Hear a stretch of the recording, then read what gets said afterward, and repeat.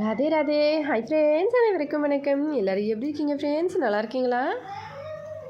இந்த வீடியோவில் நம்ம வாழைத்தண்டில் பன்னீர் எப்படி செய்கிறதுன்னு சொல்லி பார்க்கலாம். இதுக்கு நமக்கு நல்ல ஷார்ப்பான ஒரு கத்தி வேணுங்க. ஏன்னா வாழைத்தண்டு வந்து அதுக்குள்ளே நாராக இருக்கும். நம்ம கட் பண்ணி அதை எடுக்கும்போது கொஞ்சம் கஷ்டமாக இருக்கும். ஒரு சிலருக்கு அதை க்ளீன் பண்ணவும் தெரியாது. ஏன்னா அதுக்குள்ளே இருக்கிற அந்த நார் வந்து நம்ம எடுக்க வந்துக்கிட்டே இருக்கும். அதுக்காக நீங்கள் நார்மலாக சாதாரணமாக இருக்கிற கத்தியை வச்சு பயன்படுத்துறத விட அதை செய்கிறதுக்கு முன்னாடி ஜஸ்ட் லைட்டாக வந்து தீட்டிக்கோங்க. அதாவது கீழே வச்சு நம்ம தேய்ச்சோம்னா அது நல்லா கொஞ்சம் ஷார்ப்பாகிடும் இல்லைங்களா? அந்த மாதிரி கத்தியை வச்சு நீங்கள் பயன்படுத்தணும். இந்த மாதிரி கட் பண்ணிங்கன்னா டக்குன்னு நம்ம கட் பண்ணும்போதே அந்த நார் வந்து அதில் வந்துடும் இந்த மாதிரி தனியாக. ப்ளஸ் இந்த துண்டை வந்து நம்ம அப்படியே வந்து சமைக்கிறதுக்கு பயன்படுத்திக்கலாம். இதுக்கப்புறம் வந்து இதை கட் பண்ணும்போது அதுக்குள்ளே இருந்து நார் வராது. நம்ம கட் பண்ணும்போதே நல்லா ஷார்ப்பாக கட் பண்ணி எடுத்துட்டோம்னா நமக்கு அந்த அளவுக்கு வந்து அதில் நார் இருக்காது. அதனால் நீங்கள் இந்த மாதிரி ட்ரை பண்ணி பாருங்கள். ஏற்கனவே ஒரு வீடியோக்களோட நம்ம போட்டிருப்போம் நம்ம இந்த மாதிரி க்ளீன் பண்ணுறது எப்படின்னு சொல்லிட்டு. ஈஸியாக இந்த மாதிரி நம்ம கட் பண்ணும்போது நல்லா ஷார்ப்பான கத்தியை வச்சு அந்த நார் வந்து உள்ளுக்குள்ளே இருந்து தனியாக வந்து அந்த அளவுக்கு வராது. பொதுவாகவே இது நார் சத்து அதிகமாகணுன்றதுக்காகவும் வயிற்றில் இருக்க பிரச்சனைகளை எல்லாம் க்ளீன் பண்ணுறதுக்காகவும் தான் சாப்பிடுவாங்க. அப்படி இருக்கும்போது அந்த தண்டோட அந்த நாரையும் சேர்த்து நம்ம சமைச்சு சாப்பிட்டா தான் நமக்கு அந்த ஃபுல்லான ஒரு ஹெல்த் பெனிஃபிட் நமக்கு கிடைக்கும். அதனால் மோஸ்ட்லி வந்து நம்ம இந்த மாதிரி நல்லா ஷார்ப்பான கத்தியை வச்சு கட் பண்ணும்போதே கொஞ்சமான அந்த நார் வந்து போயிடும். மீதி இருக்கிற நார் வந்து அதில் இருக்கும். நம்ம சமைச்சு சாப்பிடலாம். இப்போ இந்த மாதிரி கட் பண்ண அப்புறம் இதை அப்படியே நாளாக கட் பண்ணி மிக்ஸி ஜாரில் போட்டு நல்லா ஃபைன் பேஸ்ட்டாக அரைச்சி எடுத்துக்கலாம். நல்லா வந்து ஃபைனாக அரைச்சிக்கணும். தண்ணி தேவைப்பட்டால் ஜஸ்ட் லைட்டாக சேர்த்துக்கோங்க. இந்த மாதிரி அரைச்சி எடுத்த இந்த மிக்ஸிங்கில் ஒரு 2 ஸ்பூன் அளவுக்கு அரிசி மாவு சேருங்க. அரிசி மாவு சேர்த்து செய்கிறதுனால இது ஃபுல் அண்ட் ஃபுல் அப்படியே நமக்கு அந்த பன்னீரோட எஃபெக்ட் வந்து கொடுக்கும். அப்படியே பார்க்குறதுக்கும் சரி சாப்பிட்றதுக்கும் சரி அந்த டேஸ்ட்டு ஃபுல்லாகவே பன்னீர் போல் இருக்கும். ஒருவேளை உங்களுக்கு அந்த டேஸ்ட் வந்து கொஞ்சம் மசாலா ஐட்டம் போல் இருக்கணும் அப்படின்னு நினச்சிங்கன்னா கடலை மாவு சேர்த்து அதுக்கப்புறமா நம்ம ரெடி பண்ணலாம். ஆனால் கடலை மாவு சேர்த்து நம்ம வாழைத்தண்டு செஞ்சோம்னா அந்த டேஸ்ட் நல்லா இருக்காது. ஒரு பொருளில் நம்ம எந்தெந்த இன்க்ரீடியன்ட் சேர்க்குறோமோ அதுக்கேற்ற மாதிரி அந்த டேஸ்ட் வந்து நமக்கு வேறுபடும். அதனால் இந்த வாழைத்தண்டுக்கு கண்டிப்பாக அரிசி மாவு சேர்த்து செய்யுங்க. செம்ம சூப்பராக இருக்கும். இப்போ இந்த சேர்த்து நல்லா இப்படி மிக்ஸ் பண்ணிக்கணும். மிக்ஸ் பண்ண அப்புறமா இந்த மாதிரி நல்லா மிக்ஸ் பண்ணிக்கணும். இந்த கன்சிஸ்டன்சி இப்போ நமக்கு கரெக்டாக இருக்குது. ஒரு தட்டை எடுத்துக்கலாம். தட்டில் லைட்டாக வந்து எண்ணெய் தடவிக்கலாம். ரொம்ப அதிகமாக வேண்டாம், ஜஸ்ட் லைட்டாக நம்ம தேய்ச்சா போதும். இதை வந்து நம்ம வேக வச்சு எடுத்துக்கணும். அதுக்கப்புறமா தான் நமக்கு பன்னீர் வந்து ரெடி ஆகும். இப்போ நம்ம இது வரைக்கும் செஞ்சது பன்னீர் ரெடி ஆகலைங்க. நம்ம வேக வச்சு எடுத்த அப்புறமா தான் நமக்கு நார்மலாக கடையில் வாங்குகிற அந்த பன்னீரோட டேஸ்ட் வந்து நமக்கு அப்படியே கிடைக்கிற மாதிரி அந்த பன்னீர் வந்து ரெடி ஆகும். இது வரைக்கும் நம்ம ரெடி பண்ணது வெறும் பன்னீர் ரெடி பண்ணுறதுக்கு முன்னாடி நம்ம எப்படி ப்ராசஸ் பண்ணுவோம், ப்ளஸ் கீரை பால் வந்து சூடு பண்ணுறது, ஒடியால் வந்து பாலுக்கு கீரோன்னு சொல்லுவாங்க. அதை நான் சொல்ல வந்துட்டேன். பால் வந்து சூடு பண்ணுறது, எலுமிச்சை பழம் சேர்க்குறது, அதை புளியறது, அதை எடுத்து நல்லா வந்து புளிஞ்சு எடுத்து அந்த தண்ணியை வந்து கட்டி நல்லா கெட்டியாக பண்ணி கட் பண்ணி எடுக்கிறது, அது வரைக்கும் இருக்கிற ப்ராசஸ் தான் இப்போ நம்ம பண்ணிகிட்ருக்கோம். அதே மாதிரி சேம் ப்ராசஸ் தான்.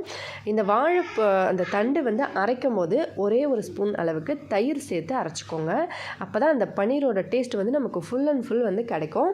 ஒருவேளை உங்கள்கிட்ட தயிர் இல்லைன்னா பால் ஏடை இருக்கு இல்லைங்களா, அந்த பாலாடை அது வந்து ஒரு ஸ்பூன் சேர்த்துக்கோங்க.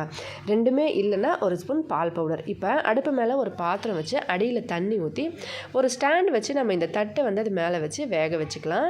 இந்த மாதிரி நல்ல ஒரு 10 நிமிஷம் லாஸ்ட்டு சிம்மில் வச்சு வேக விடுங்க. வெந்த அப்புறமா இதை அப்படியே ஆற விட்டுருங்க. உடனே எடுத்து கட் பண்ணாதீங்க, அது வந்து செட் ஆகிருக்காது. நல்லா வந்து ஒரு கொஞ்ச நேரம் நல்லா சில்லுன்னு ஆகட்டும். சில்லுனான அப்புறமா இந்த மாதிரி குட்டி குட்டி பீசஸாக போட்டுக்கோங்க. அடியில் நம்ம எண்ணெய் தடவி இருக்கிறதுனால ரொம்ப ஈஸியாக வந்து வந்துடும். இந்த மாதிரி கட் பண்ணிக்கணும். ரொம்ப மெல்லிசான லேயராக இருக்கிறதுனால அப்படியே வந்து வந்துடுது. நீங்கள் பெருசாக வந்து செய்கிறீங்க, நல்லா அதிகமாக வந்து செய்கிறீங்க அப்படின்னா உங்களுக்கு எக்ஸ்ட்ராவாக வந்து பெரிய தட்டில் இல்லாமல் இந்த மாதிரி சின்ன தட்டிலையே நல்ல கனமாக வந்து போட்டிங்கன்னா நமக்கு அந்த பன்னீர் க்யூப் எந்த சைஸில் இருக்குமோ அதே போல் வந்துடும். இப்போ நான் கட் பண்ண இந்த பீஸ் எல்லாம் எல்லாத்தையும் தனித்தனியாக பிரிச்சுக்கிறேன். இந்த மாதிரி ஈரமாக இருக்கிறதுனால அது ஒன்றோட ஒன்று ஒட்டி இருக்குது. இப்போ இதை நம்ம அப்படியே வந்து எடுத்துக்கணும். நல்லா சில்லுனான அப்புறமா வந்து கட் பண்ணுங்கள். அப்போ தான் வந்து நல்லாயிருக்கும். இது வரைக்கும் பண்ண ப்ராசஸில் நமக்கு இப்போ தான் வந்து பன்னீர் ரெடியாக இருக்குங்க. இந்த பன்னீரை நீங்கள் குழம்பு செய்ய பயன்படுத்தலாம். நேற்று வந்து ஏற்கனவே ஒரு வீடியோ பண்ணியிருந்தேன். அப்போ வந்து வாழைப்பூ வச்சு செய்யும்போது அதை வந்து நம்ம குழம்பு செஞ்சு காமிச்சிருப்பேன். அந்த மாதிரி மெத்தடில் நீங்கள் குழம்பு செய்யலாம். இல்லைனா ஏற்கனவே நிறைய வீடியோஸ் பண்ணியிருப்பேன். கோஸு, அதுக்கப்புறம் காலிஃப்ளவர் இதெல்லாம் வச்சு பன்னீர் அப்போல்லாம் கூட நிறைய வந்து விதமாக குழம்பு செஞ்சு காமிச்சிருப்பேன் அப்படின்னு சொல்லி அந்த மாதிரி நீங்கள் செய்யலாம். இல்லைன்னா இன்றைக்கி நான் செய்கிற மாதிரி இதே மாதிரி வறுத்துட்டும் சாப்பிடலாம். வீட்டில் ஏற்கனவே சாப்பாடு செஞ்சு கிள்ளு மிளகாய் சாம்பார் வச்சுருக்கேன். அதோட கூட இது ஒரு சைட் டிஷ் போல் சாப்பிட்றதுக்கு நல்லா இருக்கனால நான் அப்படியே வந்து செய்கிறேன். தனியாத்தூள் கொஞ்சம், மஞ்சத்தூள் கொஞ்சம், சீரகத்தூள் கொஞ்சம் சேர்த்துக்கலாம். ப்ளஸ் மிளகாத்தூள் காரத்துக்கு ஏற்பார் போல் சேர்த்துட்டு உப்பு சுவைக்கு ஏற்ற மாதிரி சேர்த்து எல்லாத்தையும் ஒன்றா சேர்த்து நல்லா கலந்துக்கணும். அதுக்கு முன்னாடி 1 ஸ்பூன் அளவுக்கு எலுமிச்சைப்பழ சாறு சேர்க்கறதுனால அந்த டேஸ்ட் வந்து நமக்கு இன்னும் கொஞ்சம் நல்லா தூக்கி கொடுக்கும். சுவைக்கு ஏற்ற மாதிரி உப்பு சேர்த்துக்கோங்க. நான் வந்து நல்ல மிளகாத்தூள் காரத்துக்கு ஏற்ற மாதிரி கொஞ்சமாக சேர்த்துருக்கேன். உங்களுக்கு அதிகமாக காரமாக இருக்கணும்னா எக்ஸ்ட்ராவாக சேர்த்துக்கோங்க. இப்போ இது எல்லாத்தையும் ஒன்றா சேர்த்து எலுமிச்சைப்பழ சாறு சேர்த்து நல்லா மிக்ஸ் பண்ணிக்கணும். கையிலேயே வந்து நான் இதை மிக்ஸ் பண்ணிக்கிறேன்.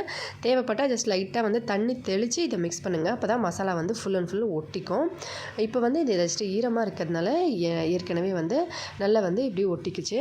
இப்போ நல்லா ஒட்டின அப்புறமா இந்த மாதிரி ஒரு 10 நிமிஷம் வந்து ஊற வச்சுருங்க. நல்லா ஊறுச்சுன்னா அந்த மசாலாலாம் உள்ளுக்குள்ளே போன மாதிரி அந்த டேஸ்ட் வந்து ரொம்ப நல்லாயிருக்கும். இப்போ நல்லா வந்து இப்படி ஒரு 10 நிமிஷம் போல் ஊற வச்சு அடுப்பு மேலே ஒரு கடாய் வச்சு அதில் கொஞ்சமாக எண்ணெய் ஊற்றுங்க. எண்ணெய் நல்லா சூடான அப்புறமா அதில் இந்த மிக்ஸிங்கை இப்படி ஒன்று ஒன்றா போடுங்க. இந்த மாதிரி ஒன்றுன்னா போட்டு நல்ல கோல்டன் ப்ரௌன் கலர் ஆகிற வரைக்கும் ஸ்லோவான மீடியம் ஃப்ளேமில் வச்சு பொரிச்சு எடுத்திங்கன்னா பன்னீர் பக்கோடா போல் அவ்வளோ சூப்பராக இருக்குங்க. டேஸ்ட் வந்து உண்மையாகவே சுத்தமாக தெரியாது உங்களுக்கு பன்னீரில் செஞ்சுதா இல்லை இப்படி வாழைத்தண்டில் செஞ்சுதான்னு சொல்லி குழந்தைங்க அந்தளவுக்கு விரும்பி சாப்பிடுவாங்க. நான் வந்து இதை மதியம் செய்யும்போது ஸ்கூலில் பசங்களுக்கெல்லாம் எங்கள் பசங்களுக்கு கொடுத்ததுனால பசங்க வந்து ஸ்கூல்லையும் எல்லா ஃப்ரெண்ட்ஸுங்களுக்கும் கொடுக்கணும் ரொம்ப நல்லா இருக்குதுன்னு சொன்னாங்க. அதனால் பசங்களுக்கு எல்லாருக்குமே நான் கொடுத்தது எல்லாத்தையும் செஞ்சுட்டு பாதியை வந்து பசங்களுக்கு கொடுத்துட்டேன். ஸ்கூலில் வந்து கொண்டு போய் எல்லாருக்கும் வந்து கொண்டு வந்து கொடுத்தாங்க அப்படின்னு சொல்லி சொன்னாங்க. ரொம்ப நல்லா இருக்குதுன்னு சொல்லி பசங்க வந்து இது பன்னீர்னு நினச்சிட்டு தான் எல்லாருமே சாப்பிட்டாங்கன்னு சொல்லி பசங்க சொன்னாங்க. நான் சொன்னேன் பன்னீர் இல்லை இது வாழைத்தண்டில் செஞ்சதுன்னா ஃப்ரெண்ட்ஸ் எல்லாம் வந்து பன்னீர் மாதிரி இருக்குது ரொம்ப நல்லா இருக்குதுன்னு சொன்னாங்க அப்படின்னு சொல்லி சொன்னாங்க. நான் சரின்னு சொல்லிட்டு நான் அடிக்கடி வந்து இந்த மாதிரி ஏதாவது ஐட்டம் செஞ்சால் வீட்டில் வந்து பசங்களுக்கு கொடுக்கும்போது அந்த மாதிரி ஸ்கூல் பசங்களுக்கோ பசங்க வந்து சொல்லுவாங்க எல்லாருக்கும் கொடுக்கணும்னு சொல்லி அதனால கொடுத்துருவோம். சாப்பிடும் போது ஸ்கூலில் பசங்கள்லாம் ஷேர் பண்ணி ஒன்றா சாப்பிடுவாங்க. மோஸ்ட்லி எந்த ஐட்டம் வந்து டிஃப்ரெண்ட்டாக இருந்தாலும் கண்டிப்பாக வந்து அடிக்கடி இந்த மாதிரி கொடுப்போம். வீட்டில் ஸ்கூல் வந்து வீட்டு எதிரிலே இருக்கிறதுனால பசங்க வந்து மதியம் சாப்பிட்றதுக்கு வீட்டுக்கு வந்து தான் கொண்டு வந்து ஸ்கூலில் சாப்பிடுவாங்க. அதனால் வந்து பசங்களுக்கும் எல்லாருக்கும் கொடுக்கணும் ஷேர் பண்ணி சொல்லிட்டு அப்படின்னு சொல்லிட்டு எந்த ஒரு டிசைனாக இருந்தாலும் சரி பசங்க வந்து நம்ம கொடுத்தோம்னா இன்னும் கொஞ்சம் கொடுங்க பசங்களுக்கும் கொடுக்கணும் அப்படின்னு சொல்லி தான் கேட்பாங்க.